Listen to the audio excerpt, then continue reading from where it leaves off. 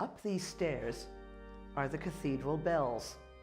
We have 3 bells, and they're unusual in that they are tuned to a minor key rather than a major key, which is the norm for church bells.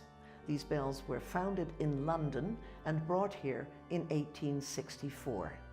This is the 2nd cathedral in which the bells have hung. So we'll go up and look at the bell tower. You thought you were going to see bells, and all you see is bell ropes. The bells are even higher up. However, I can show you what they sound like. 1, 2, and 3.